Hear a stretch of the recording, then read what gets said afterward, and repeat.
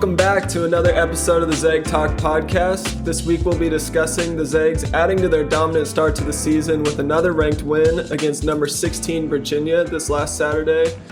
Wrapping up the non-conference schedule with NAU and Dixie State in another back-to-back, and then some early season statistical takeaways, as well as a quick preview into our WCC opener against San Francisco. Let's get started. Guys, what's your major takeaways from the Virginia game? Yeah, obviously Kispert led the way for that team. One thing that wasn't talked about enough was how was Virginia going to handle Gonzaga? There was a lot of talk around how was GU going to handle the Virginia pack line defense. I think it was Stephen Carr who put together a video of all of the slip screens and ghost screens that we use to really crush that pack line defense. It put a lot of their defenders in positions to have to make certain decisions on, am I going to guard the slip and give up a three from Corey Kispert in the corner, or am I going to stick to Corey and give up a dunk for Drew Timme? And that was really the tail of the tape on offense. That three-man action was just dominant the entire way. On defense, we wreaked havoc. We forced the people who aren't used to scoring a lot of points to try to score a lot of points. And if you're Virginia, Kihei Clark is a great player, but you maybe don't want him to be the one carrying your team and carrying the load scoring wise. For someone who at this point in the season is averaging more points off his assists than he is points, that's not a position that you want to be in as a Virginia team. So those are really my overall takeaways. Again, obviously, Corey Kispert crushed it. Timme filled in with 29 points too. Great game. Yeah, I think for me, all credit goes to Virginia. I think they held Suggs didn't score until the 12-minute mark in the second half. So, and I think Ayayi might have had 2 points in the first half. So, they were able to lock down defensively two of our better offensive players, but also lock down Joel Ayayi as well. I don't think he had a ton of boards in the first half either. So, for them to play great defense, all credit goes to them. But when you have an offensive team like Gonzaga, where you can put out those two guys and you still have Kispert and Timme, it's going to be a tough go. And so I think both of them just lighting the spark in the beginning of the game, coming out, punching Virginia in the mouth, I think to start that game was huge. And UVA never really came back from that at any point in the game. I also think we did a great job rebounding in general. They only had 7 offensive rebounds. Part of that, Carson, you talked about how they'd like to get back on defense. So, they're not a huge offensive rebounding team, but being able to limit those opportunities and get opportunities on the offensive boards for ourselves was huge. Yeah, it was a great game to watch. I mean, Kispert tying the record for most threes in a game, career high points with 32. He's one of only 5 guys to ever score 32 points or more against the Virginia defense with Tony Bennett there. And the other high scorers were Carson Edwards with 42 during the NCAA tournament when they won the national championship, and then Eric Green from Virginia Tech with 35. And he did it with way fewer shots too. So super efficient game from him. His offensive rating now in KenPom is at 158.2, which is by far the best in the country. And one thing that really stood out to me was he just got his shots in a variety of ways during that game. Jordan Sperber, I know I've talked about him a lot in the last episode, but he did a breakdown of all of Kispert's 32 points and of the ways that he scored. I mean, he had one coming off the dribble, coming off a screen that he hit a 3. Some of those ghost screens and slip screens for an open 3. I think he had 1 or 2 of those. He had a flare screen to the corner, which isn't something that we normally do. But as we kind of talked about in the preview, that's a good way to beat the pack line defense. And they were throwing in a few of those. Relocating off of Suggs' drive. Timme post reversal to Kispert. That was another big one in our preview, was getting it into the post and reversing it to the other side of the court. He was just getting his points in a variety of ways, and it was really fun to watch. It wasn't just, a spot-up shooter who was being left alone. You're playing against a really good defense. And then, as you guys had said, Timme with 29 and 8 in his homecoming game. Maybe the quietest 29 and 8 I've ever seen. I looked at the stats at the end of the game and I was like, no way, he had 29. I was really surprised by that, but he played really well throughout. And then just overall, the offense was phenomenal to watch. The movement is about all you can ask for against the pack line defense. There was continuous cutting, cuts with purpose. They were creating opportunities for teammates. Like we said, Suggs didn't score until the score was 66-47. And if you were telling me that going into the game, that we would be winning by that much without Suggs scoring a point, that's insane. And that's really just the depth and the amount of people that we have that can attack you and beat you up with this offense. Other than that, I think some cool stats coming away from it was that he's had 98 points on only 69 possessions. And for reference, we had 99 against Iowa on 85 possessions. So we're just super efficient. Our offensive rating in Ken Palm went up 2.2 points. We're back to number 1 in the country.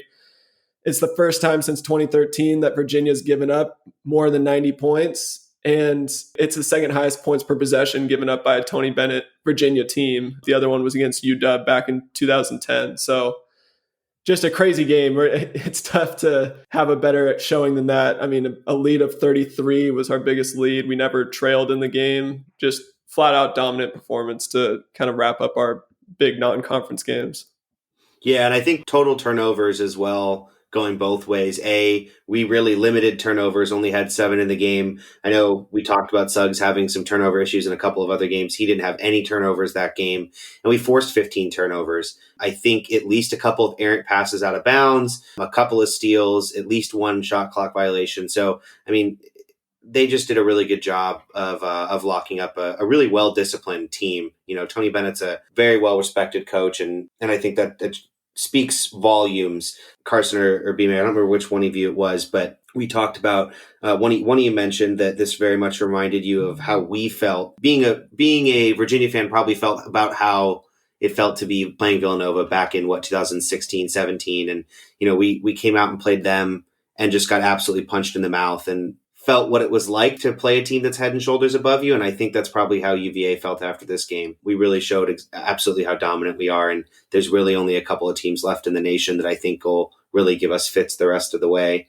talking all the way through March. Yeah, I think it was the 2018 Villanova team. And we played them, I think it was our senior year, Dylan. And we played them, I think we were ranked 8th or maybe 14th in the country. We were kind of like, oh, you know, they're really good, but we might have a shot going into it. And we just got the daylight smacked out of us that game. It was not fun to watch. And that Villanova team that year kind of reminds me of this team this year, except that, you know, Baylor is up there with us as well. But that team was just so dominant, and there really wasn't anyone on their level that year.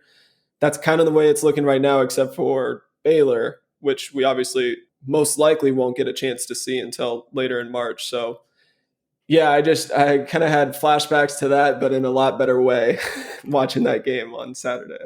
No kidding. It seemed like it was play after play. Every time down the floor, we were able to make a play happen. And obviously when you're knocking down threes like Corey Kispert was, there is a lot to be excited about and a lot to get up about as a fan, which is really cool. Games like that are always super fun to watch. The efficiency with which we are doing everything. I mean, we almost had a 4-to-1 assist to turnover ratio in that game, which is unheard of. Iowa is leading the nation right now with 2.3 assists to turnover ratio. 26 assists total in a game is also just crazy.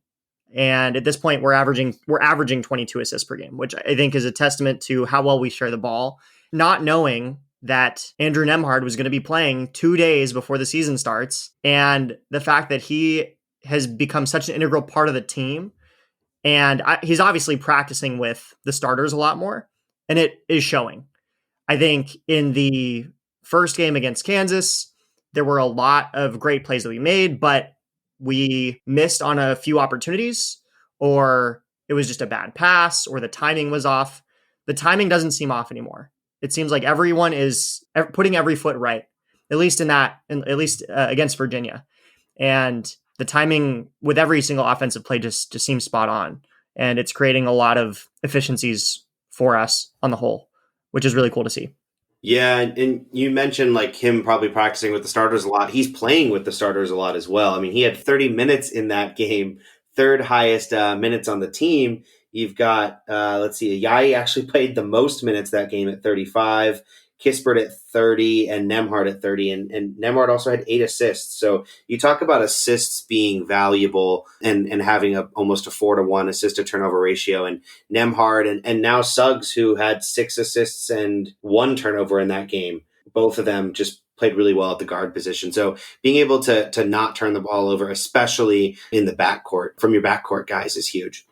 Yeah, I think it was great. You mentioned Suggs there, only 1 turnover. That's the best. That's the cleanest game we've seen him play so far. We touched on it a couple times earlier in the year. Just, that's something that you're going to go through with the freshman who has the ball in his hands, who's creating plays a lot of times. There's going to be turnovers, but to come in and only turn over the ball once against one of the best defensive teams in the country and of the last decade, and not to mention then too, you're not forcing your shots. He only had 8 points, but he had 7 rebounds, 6 assists. He's not going in there. He's not forcing it. He wasn't drawing charges. He didn't try to attack those gaps that weren't there against a pack line defense. So I think he showed some real maturity there, which was really fun to watch. The other thing too, we talked about the efficiency, and we said they had 69 possessions, which seems low for a Gonzaga team that's normally in the 80s and 70s. But 69 possessions against Virginia is actually the second highest number of possessions ever against a Tony Bennett Virginia team. So we talked about pace coming into the preview podcast, and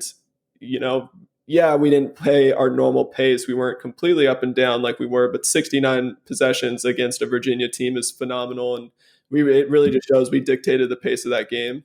Can we talk about Anton Watson for a second? Because I feel like he was a little bit of an unsung hero in that game. I feel like he made so many plays on defense and allowed us to have that pace. He only had 6 points, but those were some really important points that he was able to manufacture, and he kind of did it himself. I know he had that one kind of back cut off of an inbounds play that led to an and one, but there were a couple other plays too that he was just able to make himself. And I think that was really, really important for his confidence and for everyone to see.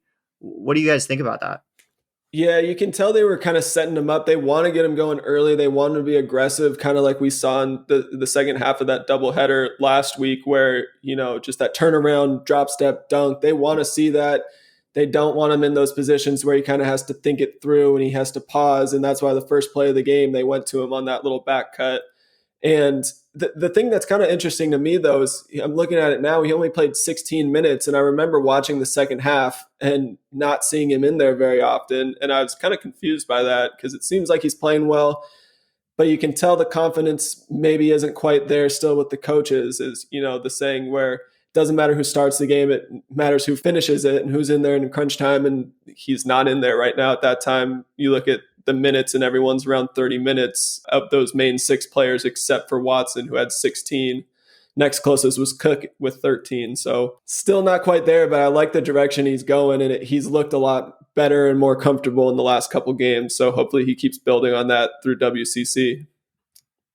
Yeah, and I think I said this against Iowa. He doesn't need to score more than 6-8 points a game, most likely, pretty much ever, right? We've got 4 great other offensive players starting alongside him, and you've got Nemhard, who's a better offensive player off the bench. So you're never going to need him to score more than 8 points a game. I think defense is going to be his big credit. We'll talk a little bit later in the podcast about some of the defensive rankings on the individual level. Watson's actually the only Gonzaga player in some of the metrics we'll look at that is in the top 100 for some of the defensive metrics. So I think he's a great defensive player. I think he's smart on defense. I don't think he overcommits, and I don't think he makes silly fouls, which I think is huge for Gonzaga players. We have guys that have gotten in foul trouble making silly plays, and I think he makes more of just the right play.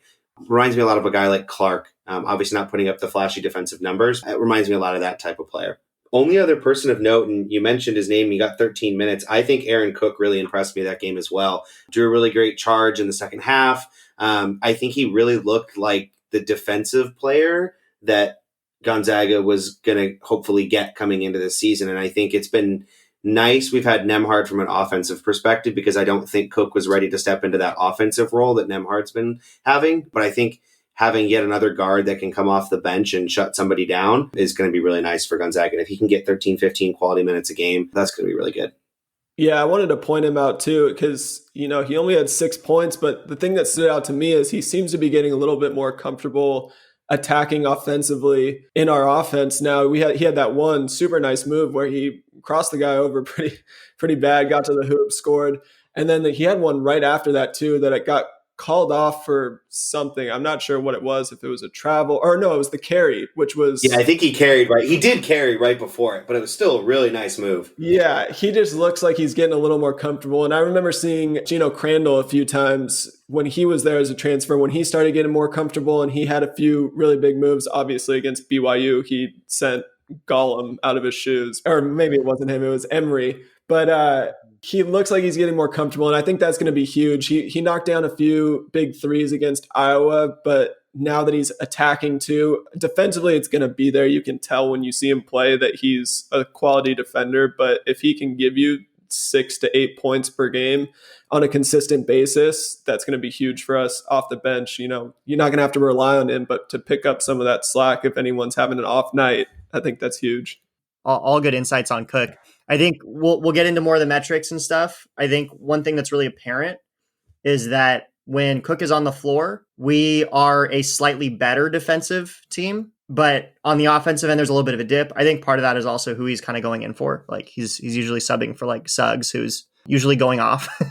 So I don't think it's a mark against Aaron Cook or anything. It's just a matter of who he is replacing. But I think as the season progresses, as you said, Carson, like he will start to build that confidence and be a major threat on the offensive end. We're already starting to see it. So it's pretty cool.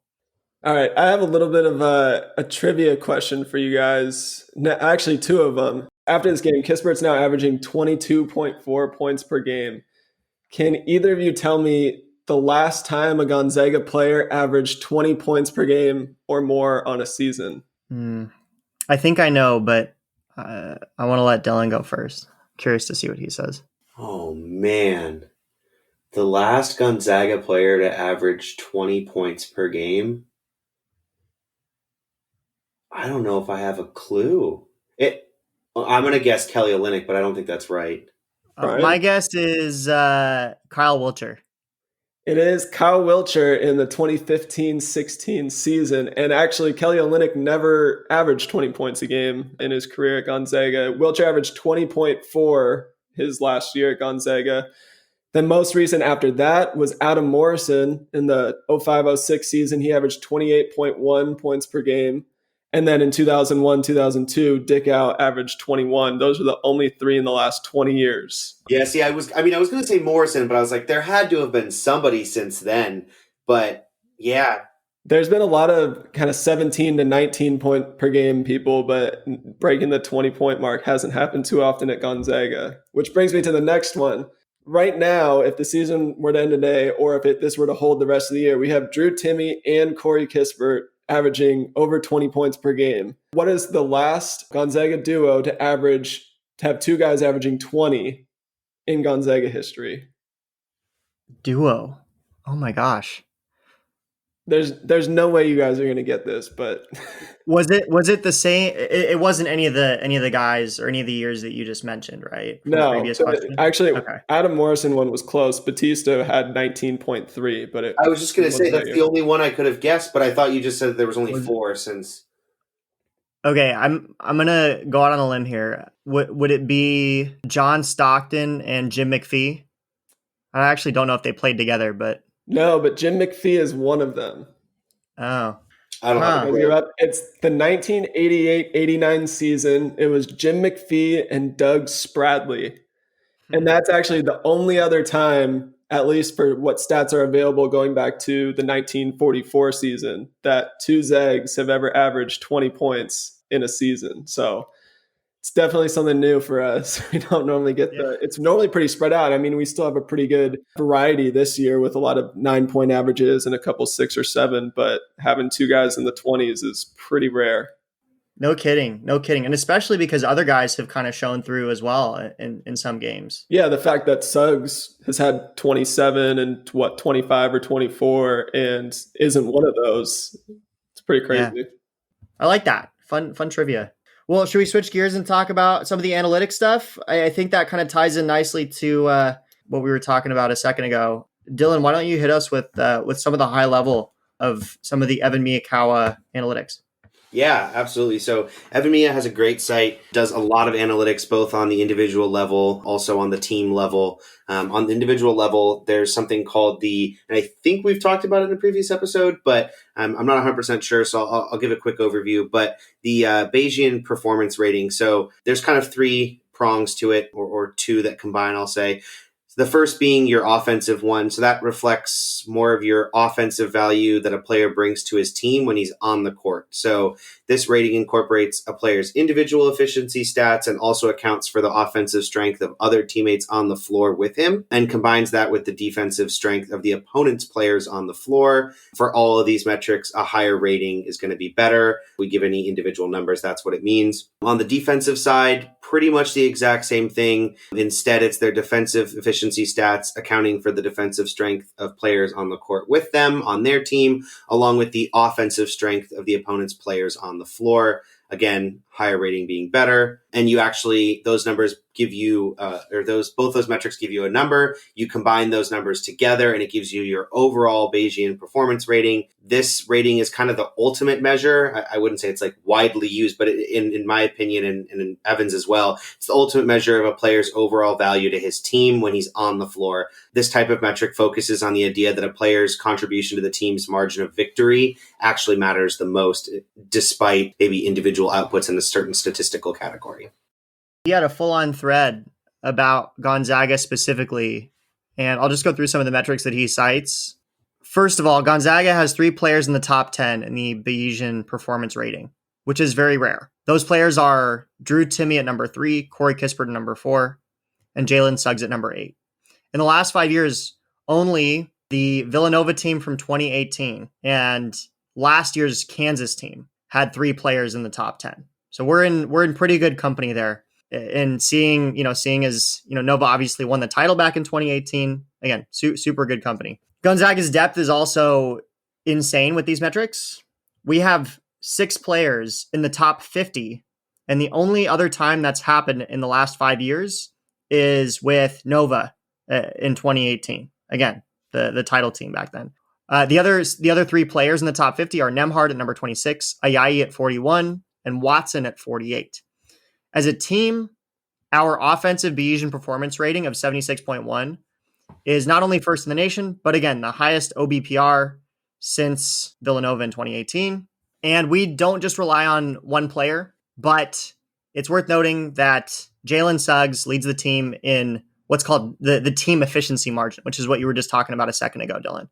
The contribution of an individual player to the scoring of a team. So when Jalen Suggs is on the floor, we are outscoring opponents by 36 points per 100 possessions. Ayayi is a close second. And when they're on the floor together, Ayayi and Suggs, Gonzaga is outscoring opponents by 47.9 points per 100 possessions, which is nuts. Gonzaga has 2 lineups that we use the most. Obviously, we've got the death lineup of Nembhard, Kispert, Suggs, Timme, and Ayayi.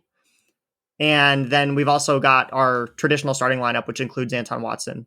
The lineup with Nembhard in it is slightly better so far, but there's not much separation. Again, we talked about Cook's contribution to the team at this point. It's been mostly on the defensive end. When he's in the game, we take a slight dip in offensive production.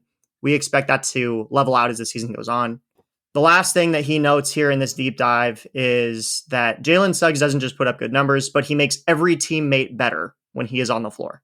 Each Gonzaga teammate is performing above their individual Bayesian performance ratings when Suggs is on the court. And so I think there's a lot to unpack here, but the high-level takeaway that I have is that you can compare this team very closely to a really, really good 2018 Villanova squad that won a championship. Yeah, I think that's a really great comparison. I think the only other scary thing, I don't think they definitely don't have 6 up there. I think they pretty much have their 3, but Baylor does have 3 guys in the top 20, maybe 15 this year. So if you want to talk about it like on an individual level or teams having a couple of guys in that top 15 bracket, that's another team. And I think everybody knows it's us at 1 and them at 2 right now. They're still getting number 1 overall votes. They're holding steady at number 2 overall in general.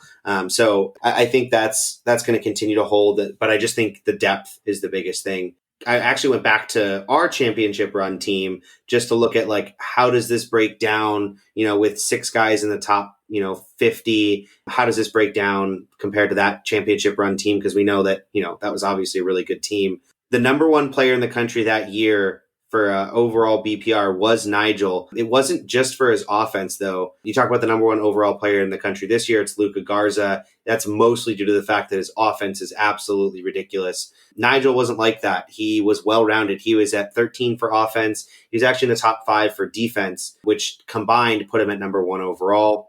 The number 2 player on the list that year was Jordan Matthews. He was at 17 overall. And number 3 for GU was Zach Collins at 33. Shem did check in at 62. So, we had a couple of guys that were, really good that year, but just not the cluster at the top and the dispersion throughout the list of all the players. So just a really cool metric to look at and think about how far we went that season with the depth that we did have and the players that we had. Then look at, how we're performing so far this season with 4 of those games, already coming against ranked teams. You mentioned Baylor. They also have 3 players in the top 10. But what's really interesting is how they are getting there.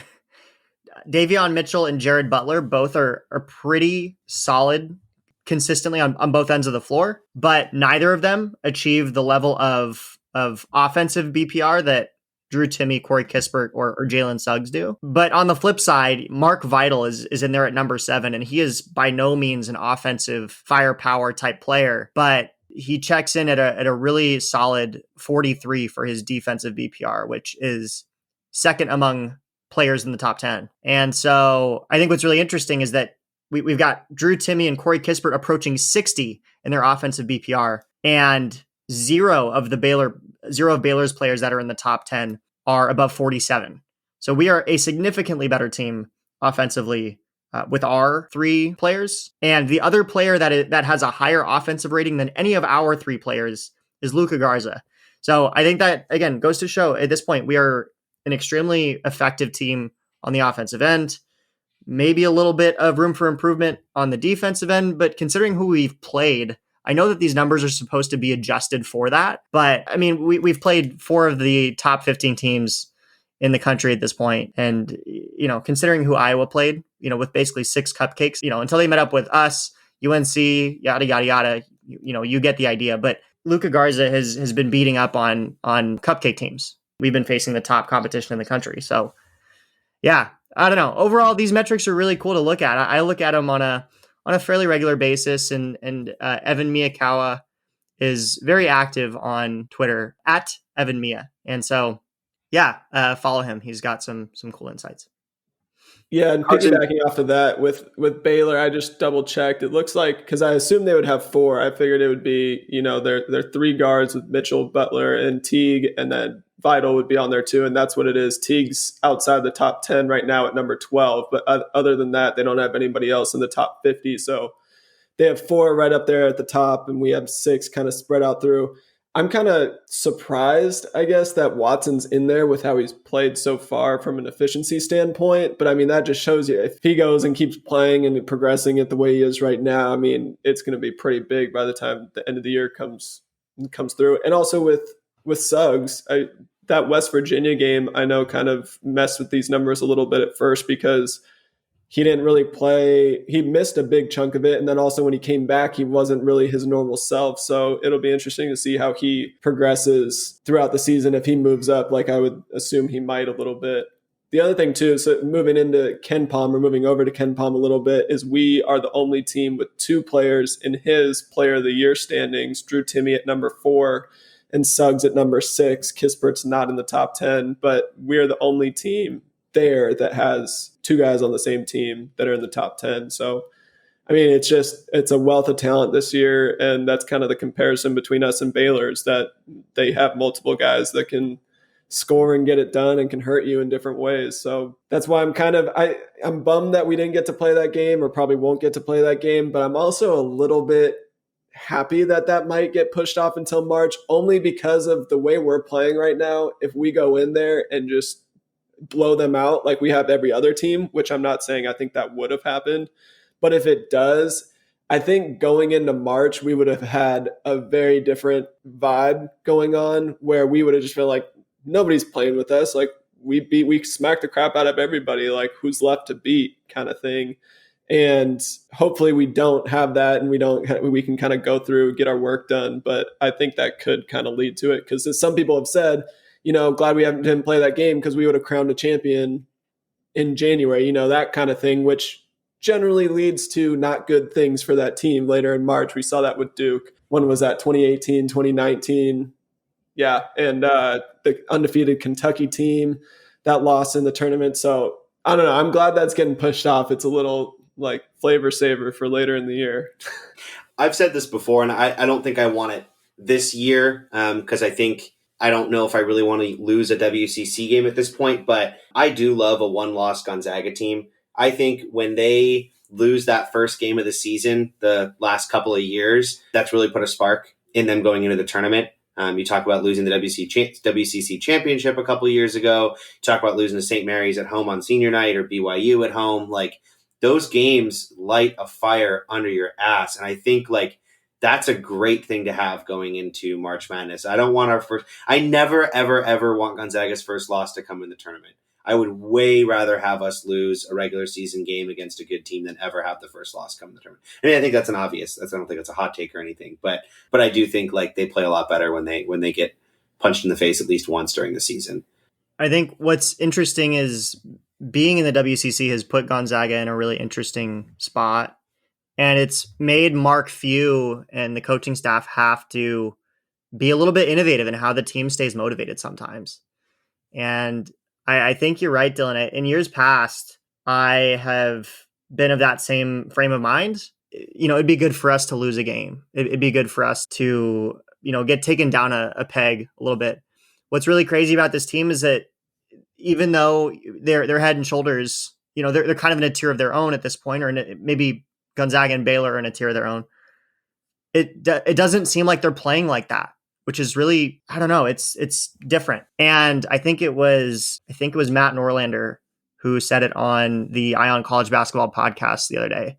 He knows for a fact that Mark Few is not thinking about an undefeated season. He's thinking about the very next game. He's thinking about, how are we going to develop Anton Watson into a player who can be more confident, who's not worried about that shoulder injury.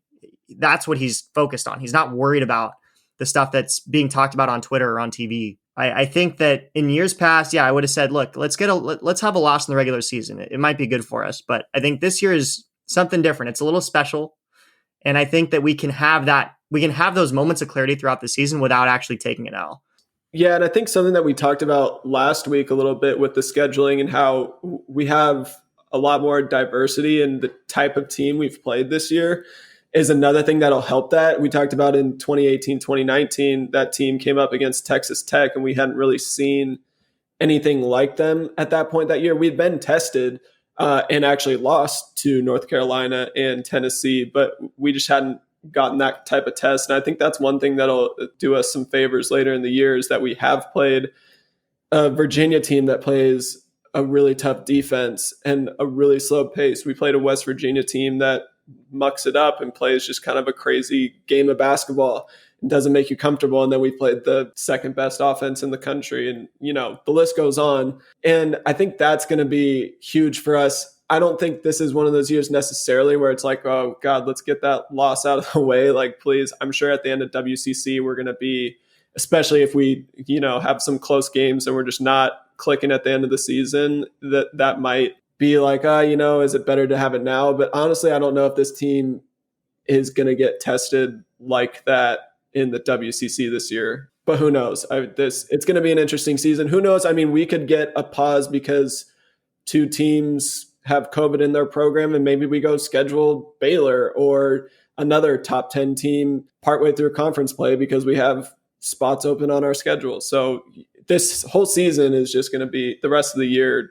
You never know what's going to happen, but man, this team is really, really impressive. I saw somewhere, Baylor game essentially got canceled after they also, we were already in COVID protocol. They had to go into COVID protocol as well. Mark Few hopped on the phone with Tony Bennett and Virginia was on the schedule, 20 minutes later or whatever, right? So having the high profile team, I think you're totally right. We get a gap in the schedule where we got 5 days off or 6 days off, and we're able to schedule, Baylor, or even, like you said, another top 10 team, even just a Pac-12 team. You go play them in a neutral court somewhere. I think that's going to be really good for Gonzaga. So would love to see that happen throughout somewhere throughout the rest of the year. We were just talking about the kind of trap game, I guess, where, we come in and it's like, oh, this is no big deal. We beat the number 3 team. We beat Kansas. We beat West Virginia, all this stuff. I think if anything, this Virginia game might have been that. It's like, oh, well, they're not even top 15. They're number 16. I think Few was a little worried about just the fatigue on the team. He had mentioned, with a lot of the travel, and he just thought they were going to be tired. He didn't really expect them to come out like that. And they're just ready. These guys are ballers. Like they come out to play. They know to win. They just play basketball. That's the thing. I mean, yeah, the mental part of it's huge, obviously, but these guys, you can just roll the ball out there and they're going to look pretty damn good. I think something that'll be really fun to watch, and I think B-Mary, you even said it before the season even started, was like, people are going to also love to hate some of the guys on this team, especially Timmy, right? I mean, that dude has some freaking attitude. I love it. He's got the mustache going on. He's got the little finger twirl. I'm doing it on camera with the guys right now, but got the little double finger twirl that he handed off to Larry Owens as well. So, and Kispert and Suggs both, they're going to give you a smile after they hit a 3 in your face. They're going to celebrate a little. And I think that's going to be fun to kind of have some guys that might, other teams aren't going to love them too much just from a personality perspective. And I think that's going to be a little bit fun. I don't know if we've necessarily had guys that are like that. Even the dominant guys we've had before weren't really, except for maybe Sabonis or Zach Collins, didn't really talk too much in your face unless they were, maybe got a block on you or something. So I think that'll be really fun too. Yeah, what a bummer we don't get some of the WCC games this year where with fans, where, because I'm sure, the Santa Clara, the St. Mary's, BYU, oh my God, they would be like down on their knees praying when they see Drew Timme walk in there with that stash, although they're not unfamiliar with some disgusting facial hair on their team. But yeah, I mean, that would be really fun because Drew Timme would be just jawing at the fans all day long. And that's what they show up to those games for. It's not going to be a game most of the time. They just love to talk shit to the players. So speaking of games, we've got one tonight. We're recording on Monday here. So we've got Northern Arizona tonight, Dixie State tomorrow. Another doubleheader. No Larry Owens, unfortunately. But yeah, these should be two more games where we get Dominic Harris and Julian Strother some additional play time. Maybe it's a game where Anton Watson drops double digits again. We'll see what happens. But lastly, let's chat about USF, which we play them on Saturday, which is crazy. WCC play starts this week. USF on Saturday. Yeah, I think this will be a tougher conference game. I don't mean that in the fact that I expect this game to be very close. I do think they're one of potentially the stronger WCC teams. They also tend to really play up when they play us, especially over the last couple of years. They're a well-coached team. So when I say tougher conference games, again, not expecting it to really probably be within 10, 15 points, but what do I know? And they have a couple guys that can score. They've shown they can knock off a top team this year. They've came really close before against us. They beat Virginia, which we talked about going into the Virginia game. They beat them earlier this year. They are 6-4 overall, though. They've had some, losses to Pac-12 teams in the last couple weeks. So, they're not amazing, but it should be a good game. They've got some guys that can score. Like I said, they got Bouye. I think that dude can get buckets. He's already dropped 20 plus 3 times this season. He's averaging 17, 3 and 4. He's shooting 45% from 3. He's kind of their offense and a really good player. They've also got Khalil Shabazz. He's averaging 15, 4 and 2. He's kind of their sparky guard for them. So it'll be fun to watch the two of them play. I think we've got some great defensive players, so I'm not too worried about them, dropping anything crazy on us. But I think those will be the two guys to watch for USF. Really, they don't have any big guys. Statistically speaking, Dimitri Ryani, butchered the hell out of that. He's kind of their big guy in a sense. He's averaging 7 boards and a block a game for them, but he's not a giant fella, and he likes to hang out on the outside with the rest of the big guys. So not too worried about them taking us inside either. Anything else from you guys? I think we need a weekly segment where Dylan goes and tries to pronounce guys' names on other teams and just butchers it, because it's like the best part of my night. I think we do. Agreed. Yeah. Other than that, you said it. They're really well coached. Todd Golden's one of the best up and coming coaches. Super analytical, probably the most analytical coach you're going to find in terms of he actually will use analytics really heavily in his game plans and even like in game adjustments and scenarios. But yeah, the last few years they've had some really close games against us. I remember last year, I think it was this game where they were really just spreading us out and attacking us, and we were struggling to defend that with some of our guards. And that's what they did against Virginia this year. I'm sure they're going to try it. I think we're better suited for it this year, again, with our athleticism on the perimeter to stay in front. But that seems to be when they're at their best, is when they can kind of really spread the floor and let their guards create an attack, and they're going to be able to knock down some threes. But I mean, it's just going to be one of those games where if there's a weakness that Gonzaga has, whether it's on film or whether it's statistically, like analytically, they're going to try to exploit it, and they're going to put all their money into that bucket. And it's worked for them the last few times to the point where it was a close game. It probably shouldn't be. They had a little bit of hype going into the year that they were going to have, a chance to sneak into that top 3, top 2 of the WCC. And then they came out, laid an egg in their opener, and then turned around and beat Virginia with no notice that game was really going to be happening. That was put together last minute. So yeah, it's kind of hard to figure out. The WCC this year, we talked a little bit about it. It's Gonzaga and BYU. St. Mary's is decent. They just got the shit beat out of them by San Diego State. That, was maybe bringing them back down to earth a little bit after the 8-1 start. But other than that, I think San Francisco is really only the other team that's super competitive or might have some tough games at the top part of the conference. It looks like Pepperdine's a shit show right now. I don't know what happened. Well, Romar's their coach. I don't know. I was going to say, I think we know exactly what happened. Carson and I are big anti-Romar, big in the anti-Romar camp. So I just don't know how that happens when you have Colby Ross and Edwards there, but it's happening. They got blown out by, who was it? One of the Cal State teams. They have 3 losses this season against bottom 50 teams. Yeah, and they're all from the same conference too, aren't they? Yeah, they're 0-3 against whatever conference that is. Maybe SWAC? I don't know. I think the Big West. Yeah. Maybe. Is it? It's the one with like Cal State, Northridge and stuff. But there was one game, I'm looking it up right now. They lost like 70-something to 40-something. And they have no business scoring 40-some points if you have Ross on your team. And no kidding. Yeah, he should be scoring 40 points by himself. CSU Bakersfield, they lost 79-51. And that was their last game. They played BYU on Thursday. Other than that, they lost to UCSB by 12.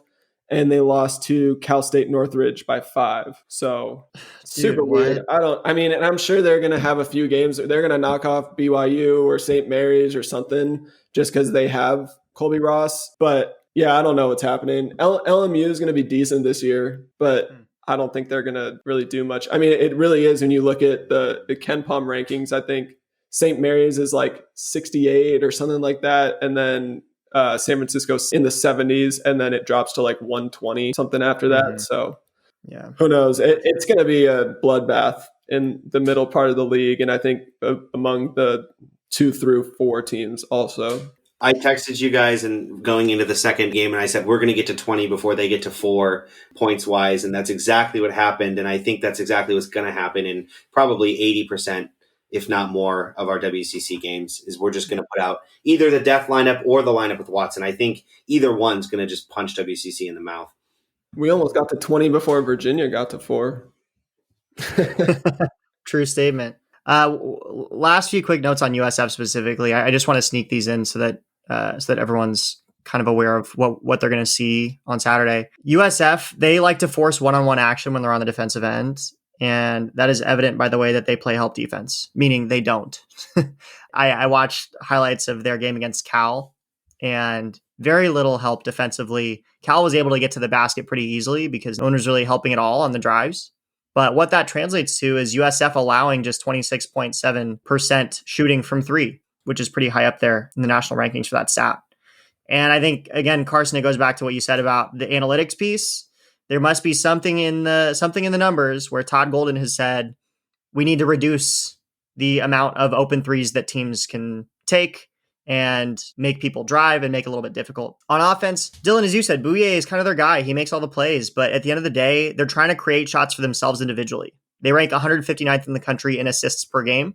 So don't expect a lot of passing. It's a lot of driving, some kickouts here and there, but ultimately they're trying to get to the basket themselves or make shots, create shots for themselves. And finally here, in terms of, I think, what will be the biggest mismatch, they don't have a true big. Like last year, they had Jimbo Lull, who was like their big 7-footer. He averaged like 11 a game, 8 rebounds. They don't really have that this year. They've got Tavi Yurkatam, who's pretty tall. They've got Reuni and they've got Kunin.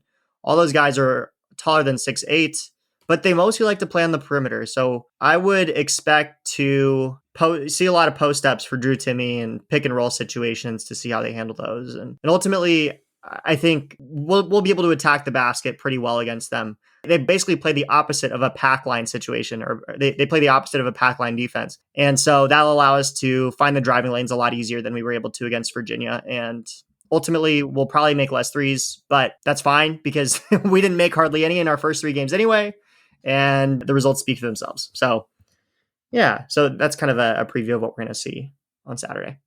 Yeah, I think the assist thing is really interesting. Just out of curiosity, I went and looked up where Gonzaga ranked on that list. There, obviously, San Francisco State was at 159. Gonzaga is at 4th in the nation this year. So a great passing team, which I think we even talking about the Virginia game, is just how great that passing's been. I think that's awesome to see. No doubt.